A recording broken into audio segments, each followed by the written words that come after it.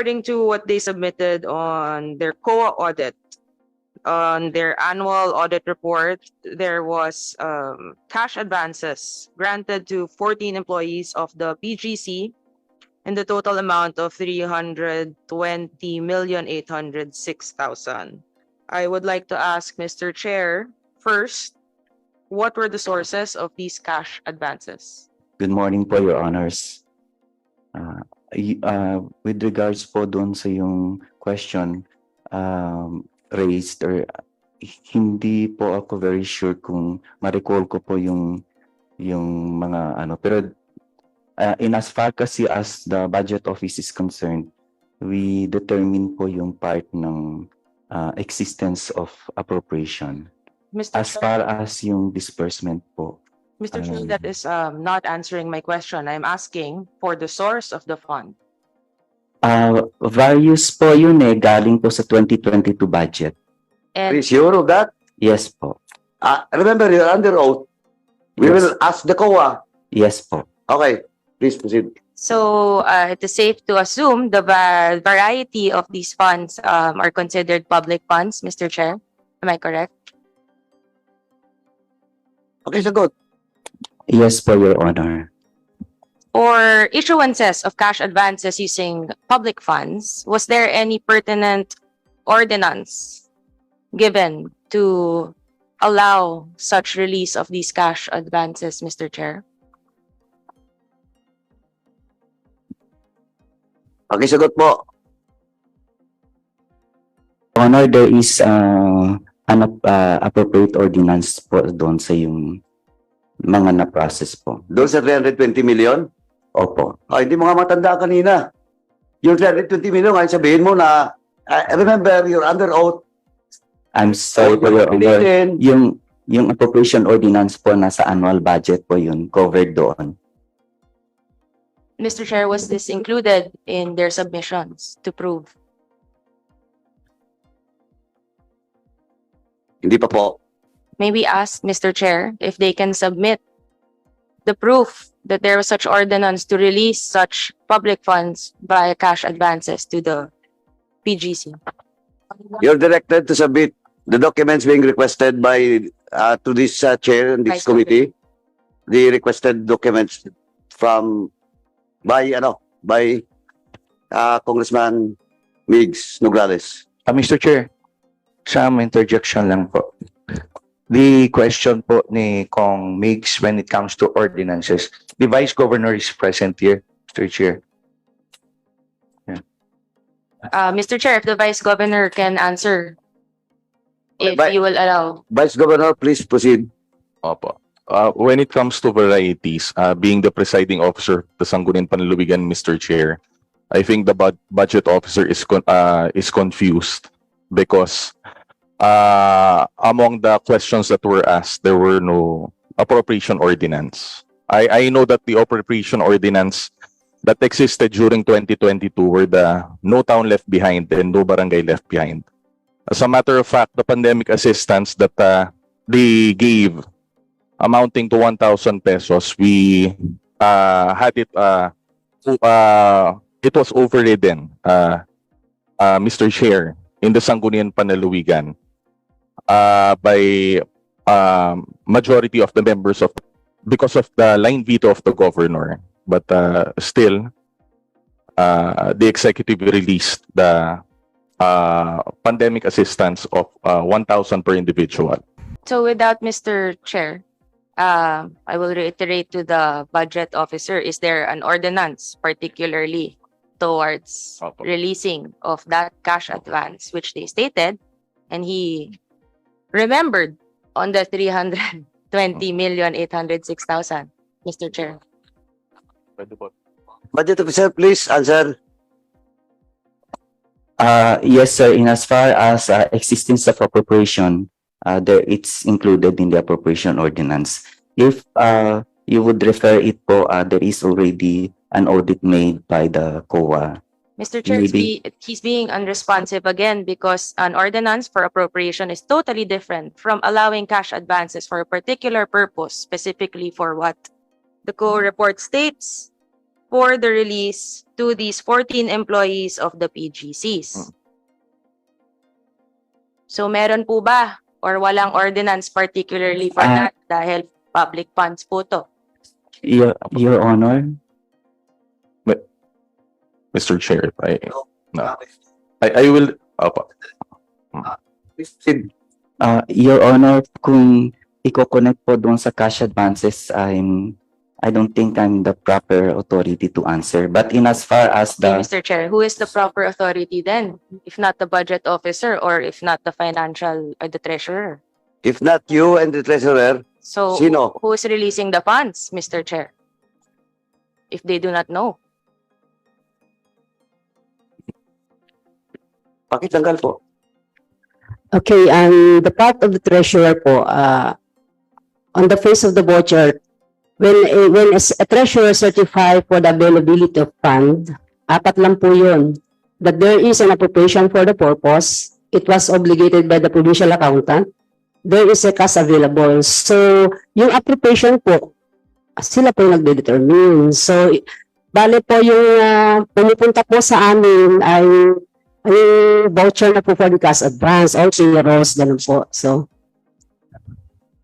sa application po, syempre po, lumakat po yun, siyempre po sa budget office. Oh.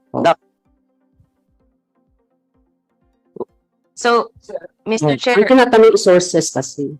hindi, tapos na po tayo sa sources. Ang tinatanong ko po ay kung may ordinance po ba, particularly for the purpose, dahil sinabi naman po niya, one of the points is that there is a purpose, that our ordinance for stated purpose. Marami naman pong mga ordinance and releases of funds for different purposes. For this particular purpose po, Mr. Chair, gusto ko lang pong tanungin, meron po bang particular ordinance for this particular purpose? Hindi po, wala pong kinalaman mga iba't ibang appropriations for other purposes po, Mr. Chair. Yes or no lang po yun. Who will answer that question of Congresswoman Nograles? Wala? All the provincial officials are here. Except for the Vice Governor, is there an appropriation ordinance? Mr. Chair, there was none. Okay, just a follow-up, one point. Mr. Budget Officer, you know the budget of the province of Cagayan for the year 2022? Yes or no? Okay, is there a budget for pandemic assistance for the budget for the year 2022?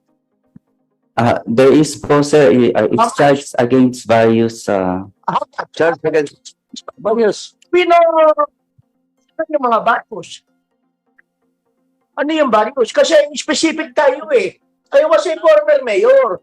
Pag may budget tayo, nakalagay for relief or for pandemic. So, yun ang tanong ko. Sa inyo bang budget, meron kayong appropriation for pandemic assistance or pandemic relief? Science? Meron yes, wala? meron po. Nasa mga How much? Does it total 300 million? no, your honor. O isa, diba itong ano? Lahat ng inyong releases, panay pandemic assistance to. O, saan nyo kinuha? Various sources po na program po ng provincial social welfare. Of the present budget for 2022. Wala po. Mr. Chair, realignment po yun, I think. Ano ba yung program? Ano yung various programs nyo na kinuha nyo ng pandemic relief assistance? Marami po yung Ano ba? nasa social welfare po, nasa PDRRM, nasa calamity fund po, at iba pa po. So, To tell you honestly, I am a lawyer. And I know the reason kung bakit dang milyon ang ginawa niyong pandemic relief assistance. Because you are indirectly violating the temporary restraining order. Hindi niyo pwedeng gamitin ang no town left behind, no barangay should be left behind. Tulong. Yung ba noong inisyu ang restraining order, meron pang pondo ang no town shall be left behind at no barangay should be left behind. Meron pa, wala na. I think marami pa po kasi Hindi nyo ginalaw yun. noong 2022 Kinalaw nyo. Ah, Okay, Koba. Based on the provincial budget of the province of Cagayan, meron bang appropriation for pandemic relief assistance totaling 300 million? Sir, kung based po sa budget, sir, wala pong yung, Wala. yung item na ganun, sir, yung buo na one item for pandemic for 320.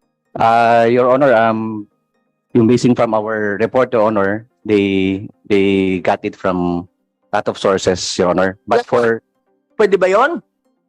Your Honor, that's why we got all the documents. We are getting all the documents, Your Honor. We Okay, got some budget documents. yung pandemic relief assistance na binibigay nyo na 1,000 sa bawat tao, what are the requirements? Basta butante, ibibigay nyo na? Says the presence of Congresswoman Quaresma. Yes, thank you very much, Mr. Chairman, and good morning. Mr. Chairman, bakit ngayon lang nag-a-action tong COA na to? During the budget deliberation, I'm going to I'm going to bring out this matter. Bakit ang COA ng Cagayan ngayon lang nag-a-action that there is now that there is an investigation going on in Congress?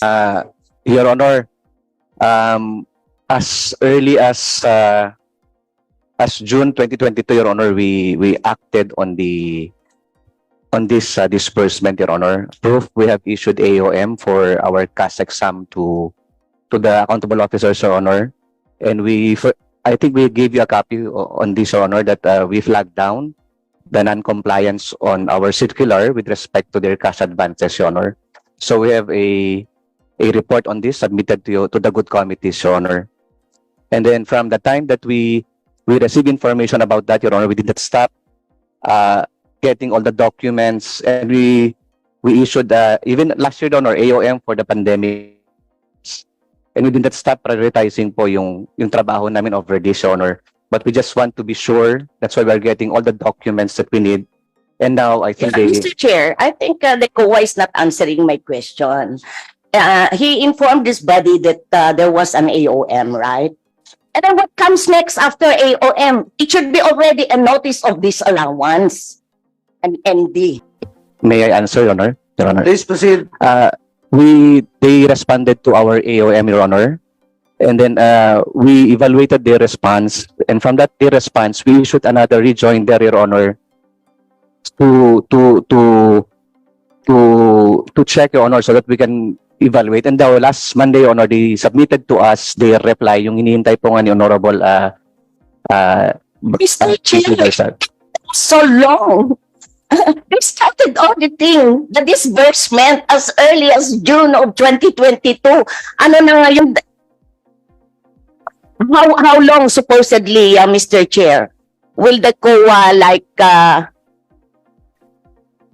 bakit ang tagal, Mr. Chairman? It's almost a year. Hanggang ngayon, I think something is fishy, Mr. Chair.